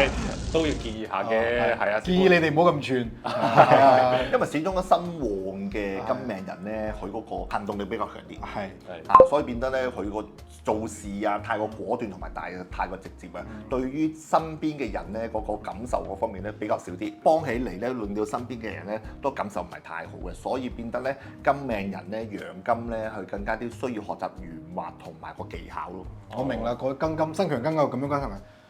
唔開心咪買啦，俾錢，有錢就係為所欲為，係啊，係咪咁啊？係啊，所以變咗陽金咧，加上新強的話咧，得啦，有咩唔開心啊？係啊，買啊，即係佢唔會識得係溫柔啲啊，呵護地啫，做唔到嘅。係我中意呢個喎，我中意我中意喎。OK，咁我哋講完一個日元啦，講新金係。咁我哋而家講講新約嘅新金啦。咁新約嘅新金咧，金又少啊，土又少啊，咁又黑我嘅五行多，或我黑嘅五行多，所以變咗有好成日有種拖延、擔心同埋個做事嗰方面咧比較上柔弱啲，因為事關佢要細緻、完美主義，所以變咗慢咗好多。咁死啦，師傅！我今年又有木又有火，咁咪仲慢？係啊，所以令到今年咧新約嘅金命人咧都會令到佢個財政壓力比較大啲啦。心態上會比較上憂慮多啲啦，會有仲容易杞人憂天啦。所以變咗今年咧，其實嚟講佢比較上係差啲，或者甚至乎壓力增加情況之下咧，個心態上咧都比較容易負面啲。咁呢個影響下，即係佢個事業會有個咩嘅表現咧？事業嗰方面嘅壓力會增加情況之下咧，今年嘅表現上會比較上強差人意，因為事關佢考慮太過周詳同埋太過要求比較高，佢個工作量增加情況之下咧，月木嗰種擔心憂愁杞人憂天嘅，令到增加佢個心情個沉重嘅情況之下咧，全年嚟講咧都會比較上囉囉攣啊、憂心啊咁嘅狀態。即係因為佢對呢啲工作要求比較高啊，但係上級俾佢量好大，佢就會擔心做唔完咯，主要係啊，本嚟做嘢就慢，所以變咗今年會比較付出多啲啦，同埋係壓力比較大啲，健康都比較差啲。咁又係脾胃出問題？都唔係嘅，可能會心情低落啦，成日都全年好似唔開心啊，甚至乎今年咧全年都會有種囉囉攣嘅狀態。如果新金新弱命的話，再加上佢係犯太歲，即係屬虎啊、屬蛇啊、屬猴啊、屬豬呢4個生肖的話咧，佢會更加之差添啊，心態上。大家唔好係呢4個生肖。係啊，係如果真係呢個4個生肖都係揾我哋師傅係去諮詢下，要化一化啊，化解同埋點樣改善個命運嘅方法咯。好啦，咁呢個事比較差啦，咁我哋情感方面可唔可以挽救下？感情嗰方面咧，因為事關同今年個伴侶另一半方面咧都唔係太好啊。不論男命又好，女命又好，男命咧代表佢係正財或者偏財。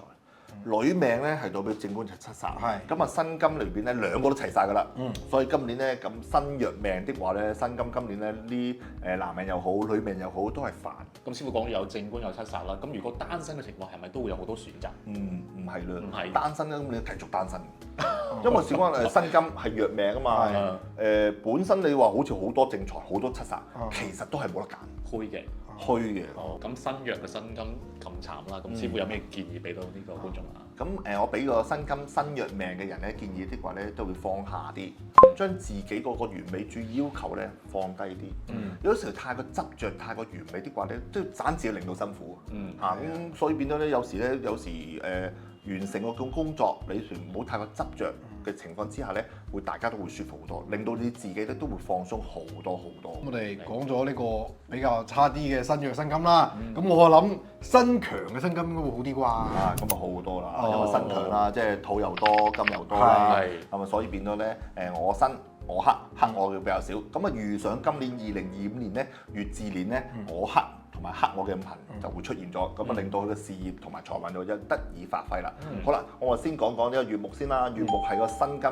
身強嘅命裏邊嘅偏財啊嘛，所以今年如果從事銷售或者甚至乎揾外快或者做生意嘅人命咧的話咧，今年個偏財運就強好多啦。如果地支字咧個火裏邊咧，令到佢咧有種閃靈靈同埋發光發亮，再加上佢今年有個走動性機會多咗，走動性機會就多咗的會咧，即係揾錢機會多咗啦。咁啊，所以咧今年嘅財運咧自不然會好容易增加。即係以前你在公司小透明，係啊，而家呢個俾上司發覺，喂，俾老闆發覺，喂，呢度掂喎，掂喎，閃靈靈喎，係啊，點解平時唔覺你咁醒嘅？係啊，平時覺得你豬頭炳喎，今年掂喎？哇，咁正師傅暗示啲咩啊？師傅，師傅暗示緊咩啊？暗示得好正咯，事業豐收，大家都希望感情美滿啦。有冇有感情美滿啊？師傅，你都閃靈靈佬啦，閃靈靈好難住啊！所以今年新強嘅金命人的話咧，今年咧係財運啊、事運啊、感情運都會好好多嘅。頭先都講過啦，男命又好，女命又好咁啊。正財偏財係男命嘅女性啊嘛。女命的話係去正官同七殺啊嘛。咁兩樣都有，所以今年新強嘅人遇上呢個正財偏財嘅機會多咗，甚至乎甜蜜嘅。好，如果係單身嘅，咁又有呢個異性緣同埋因為有追求者咯。我有追求者，你唔使溝人啊，仲要閃靈靈啊嘛，閃靈靈啊，正啊！哦，咁師傅啊，我其實好唔想俾建議佢哋嘅，好羨慕，但係都係我哋主人都係講下啦，都好嘅，即係多多少少一定有改善嘅空間嘅，改善下啦。係啊，咁啊，如果你話大家都係喺今年度一個咁好嘅年份，有個閃靈嘅作用，同埋一個發亮發光嘅作用咧，大家試一想下，如果能夠突破呢個舒適圈，勇敢去挑戰個新方向同埋新嘅環境裏邊咧，其實都係好多工作機會，甚至乎發展嘅機會。我都要建議下大家啦，我私人俾個建議啊，因為即係過分閃耀啦，可能如果有咗家庭嘅話，可能出邊會有啲誘惑咯。你都啱嘅，因為電話咧容易吸引異性啊嘛，係吸引同性啊，要守住陣先，係啦。好，師傅同我哋講咗4個命格，我哋都知道有啲係好勁嘅，係有啲都係好差水啲，好極端啊！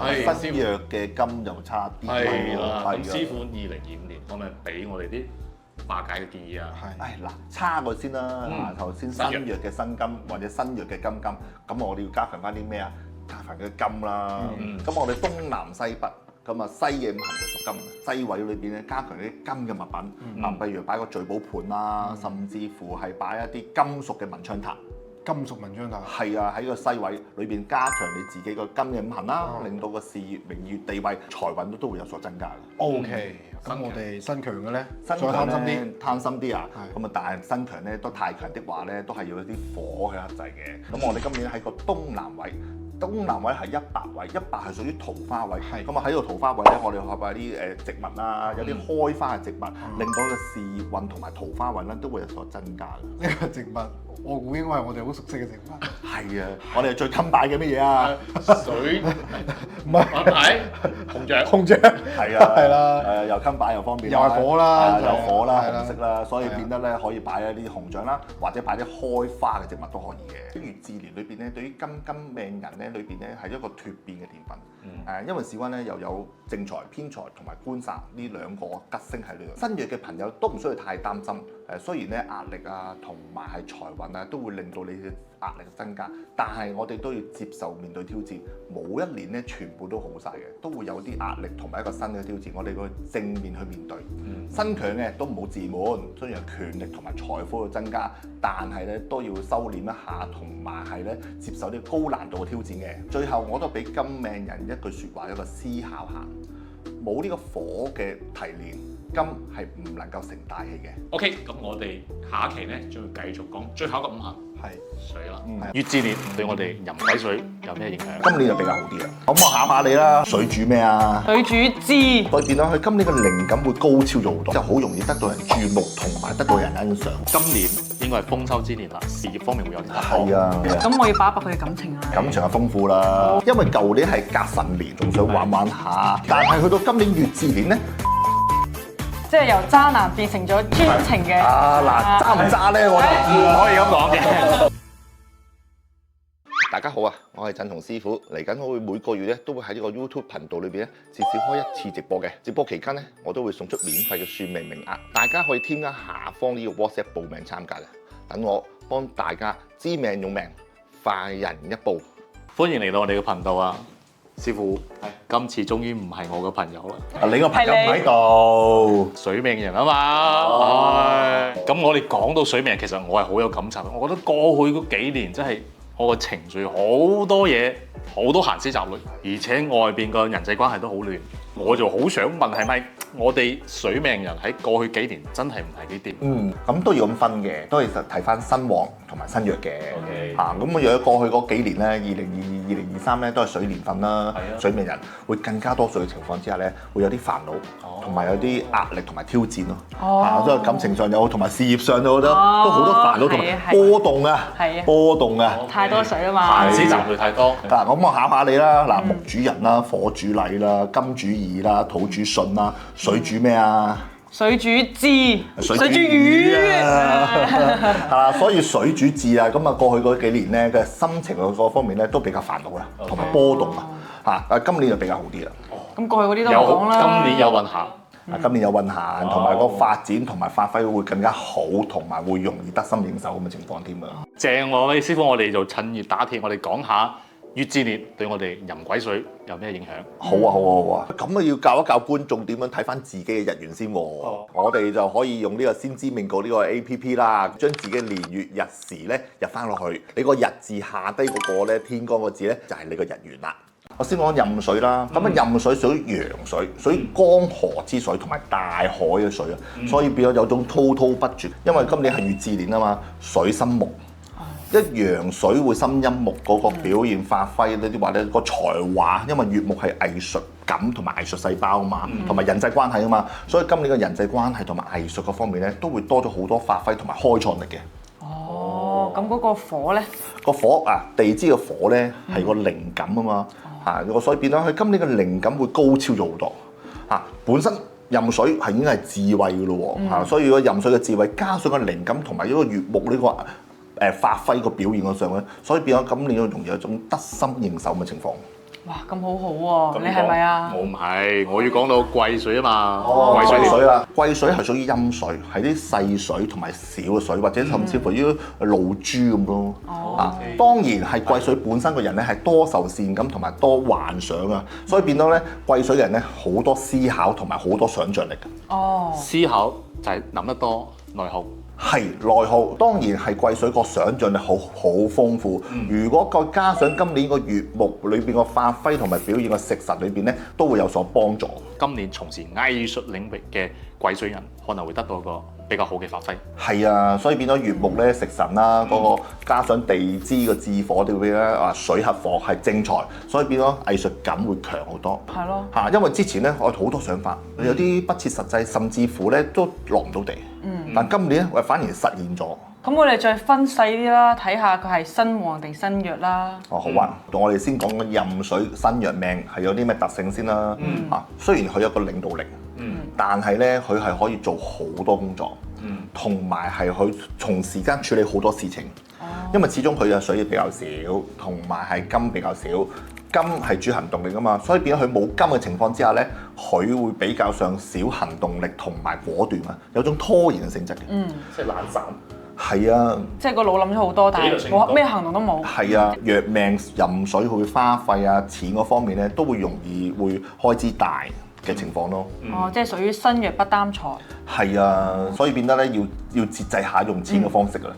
咁月至年會對佢有咩新嘅影響啊？嗱，所以月至年咧，今年咧會係泄耗佢嘅年份，其實嚟講比較差啲添。因為本身佢個生我克我嘅朋友多咗啦嘛，所以今年咧係月至年月咧係佢嘅食神，所以變咧佢會有種係福祿同埋係飲食嗰方面嘅支出比較大咗。因為壬水人咧個朋友比較多，所以變咗月木係個交際應酬嘛、娛樂啊嘛、朋友嘛，食神多咗，即係飲食多咗啦，咁開支使費又多咗。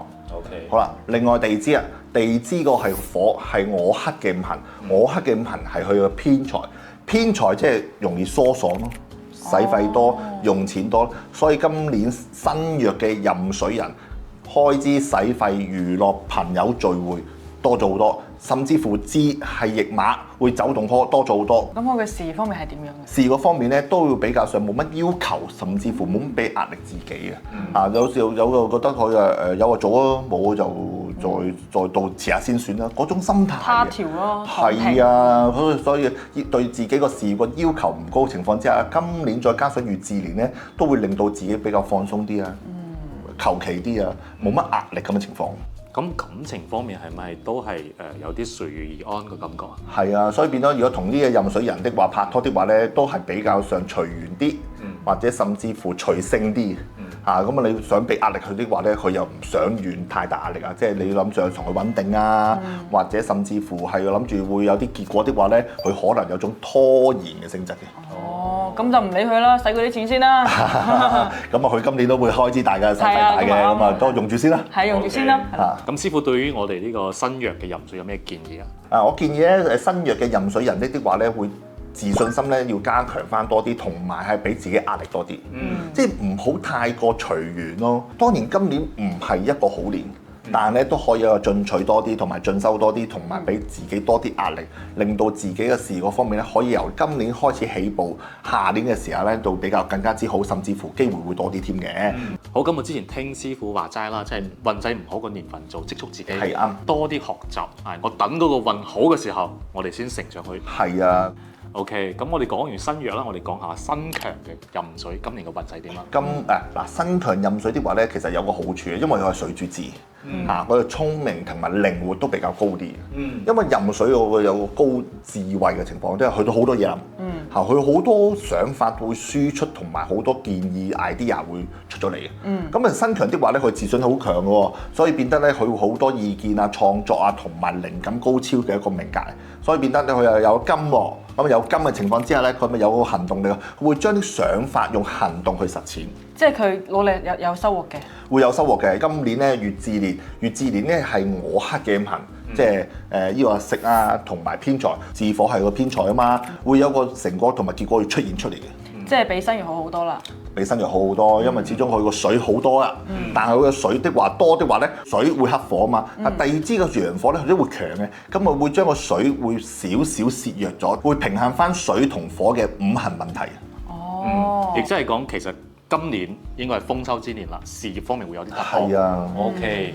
哇！咁事業咁正啦，咁會唔會今年感情都係一樣啊？感情都會豐富嘅，因為水主情啊嘛。咁啊，對於男命嚟講咧，係我克嘅五行係財啊嘛，異性緣比較多啲啦。如果有拍拖嘅人士咧，我建議男命的話咧就要小心啲啦。師傅嘅小心係咪因為太多選擇？係啊，要謹慎。因為想壬水人會人朋友多啦，新強會更加多朋友。即係你諗下，喂，壬水嘅係水咯，咁已經係大海嘅水喎，咁啊新強更加多水喎。你諗下嗱，佢好多河流啲細水，好多河流細水匯集中間個大河大海，咁即是佢好容易聚埋一班朋友，一大班一齊會娛樂嘅性質嘅。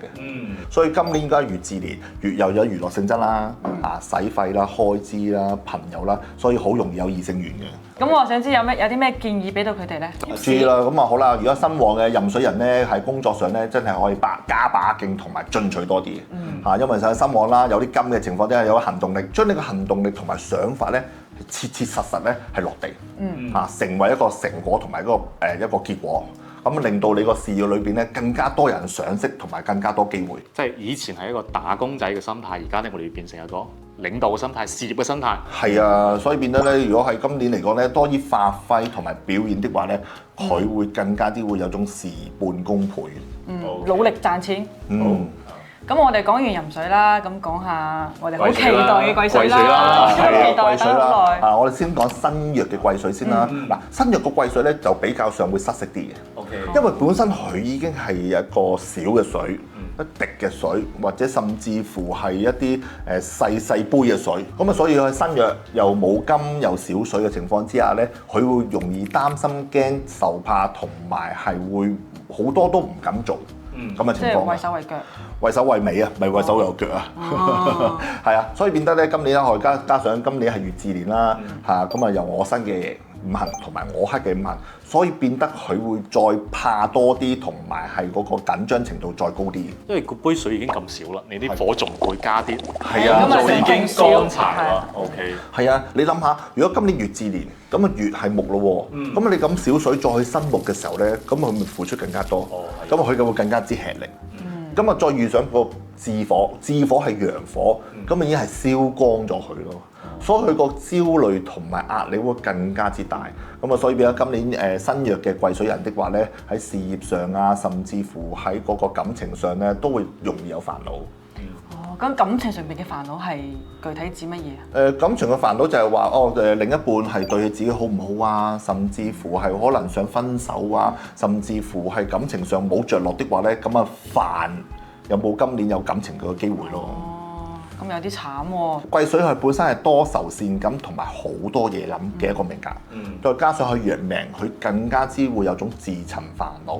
師傅講咗感情啦，頭先我哋好似冇講咗事業方面會具體表現啲咩喎？事業嗰方面咧，因為小人付出多回報少，身弱就係話令到佢個癸水水少啦。加上今年係乙巳年，咁啊亦都係支出同埋付出好多，個工作量已經好多啦。但係你本身係癸水得少少，仲要去支出去俾多木同埋火，咁啊對自己嘅泄耗好大。就係有啲力不從心。係啊，個泄好大嘅情況之下咧，會更加做得唔好啦，做得唔開心啦，甚至乎有啲想轉工嘅跡象添。即係有啲似師傅講嗰種事倍功半，係事倍功半，甚至乎個火咁陽火，個陽火會生旺個土，個土要克翻佢自己五行，即係官殺啦，所以變咗佢嘅事業咧係會焦同埋做得唔開心。咁我哋新約嘅朋友今年已經咁問滯啦，咁師傅有咩心態上嘅建議俾我哋？所以變咗今年咧癸水人咧唔好太多愁善感嘅想法先，平常心平平穩穩過渡呢一年。做好準備，積極裝備自己，咁啊過渡呢一年咧，其實嚟講咧，反而會係一個得着。咁講完新約啦，你係新強，我記得。我新強㗎，所以終於到你啦。係啊。癸水新強咧就會比較好啲啦，因為癸水咧因為好多想法嘅，咁好多想法咧再好多水嚟講咧，水主智啊嘛，所以變得咧個想法會更加多同埋更加豐富。而加上咧新強的話有金嘅情況之下咧，個想法咧都有種行動力同埋係個推動力。新強癸水命格嘅人咧，將好多想法會擺喺其他人嘅身上嘅性質嘅。即係以前係想得多，而家係想得多將想法落地。係。但係你嘅落地係落到喺人哋身上。係啊，所以變咗成日都我諗到咁做。將個做法咧兩樣同你講擺落人身上，你應該咁做，你應該去點做，去點樣去發揮同目標，其實都好嘅。因為小恩今年乙巳年咧，乙係一種美感啊嘛，係好多水去生個木，木係佢嘅下屬，係佢嘅下屬，或者甚至乎係合作伙伴咁咯。好多想法擺落個木嘅美感，即係話咧，佢想係完美啲，同埋做得更加靚。所以佢將個推動力同埋行動力擺喺其他人身上，同埋擺喺同事身上咁嘅性質，其實係一件好事嚟嘅。即係高標準嚴要求我哋咯。係啊，佢其實要求高嘅，想法多嘅，想法豐富嘅，仲有加上係地支嘅子火。地支嘅子火就係我落到地。佢地支嘅子火係個正財啊嘛，正財係一種達實同埋一個結果同埋一個成果，所以今年咧係新強嘅癸水人的話咧，佢會將佢個成果擺落個原部，而推到喺其他人身上，而成為一個正財個結果。所以變咗你諗下，好強嘅水，即係佢癸水啊，啲水冚落去嘅子火度，個子火咧好似色咁樣，一炸一聲，嗰啲炸一聲嗰啲煙咧升上嚟。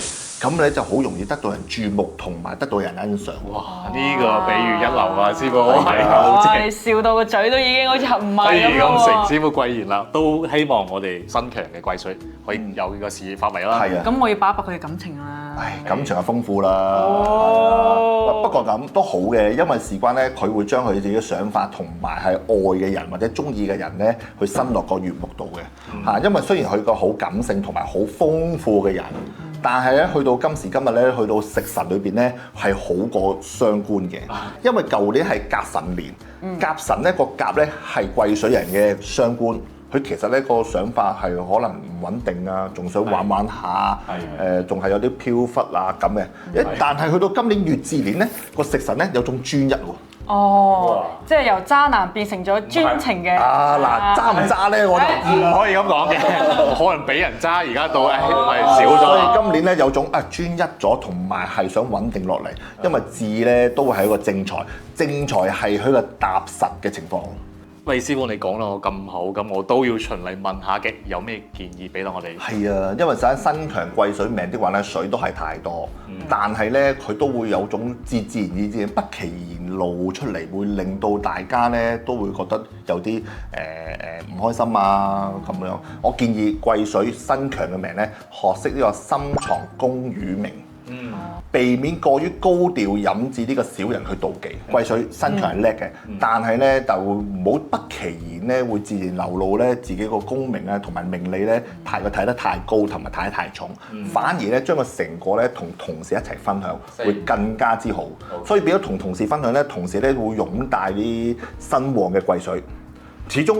身旺貴水係多啲朋友同埋多啲幫手，係會令到個助力更加之大。OK。我明啦，即係將你啲獎金分啲俾我哋。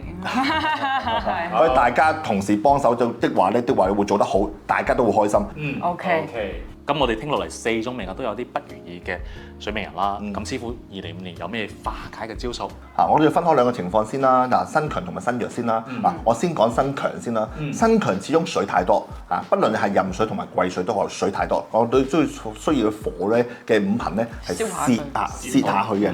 雖然水係冚落啲火，但火咧會有種作用咧，有啲煙霞升上嚟嘅。咁呢啲升上嚟就係個名譽地位咯。所以我建議喺個正南方咧擺啲紅色嘅物品可以擺啲土種植物啦，擺啲紅色嘅揮春啊。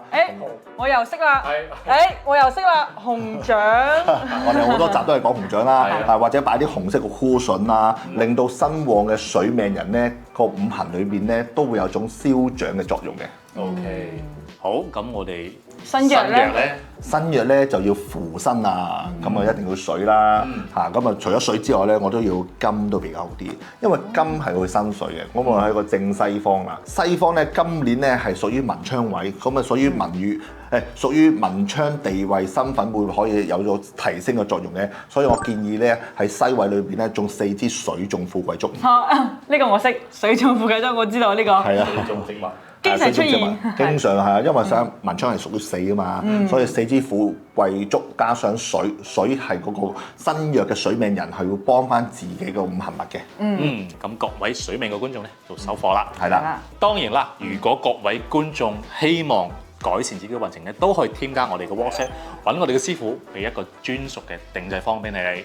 最後咧，我都俾個水命人咧一個建議。過去嗰幾年咧，水同木嘅五行咧，會令到大家咧都會有種嗜好同埋個機會咧，裏邊咧都係會走失咗嘅。今年乙巳年咧機會嚟啦，我建議身旺嘅命格裏邊咧，壬水又好，癸水又好，身旺咧比較就爭取多啲機會同埋爭取多啲表現，會令到大家呢個創作力啊，甚至乎個發揮裏邊咧更加會有個成果，同埋會自己個身份地位都會提升咗嘅。身弱嘅唔好太擔心。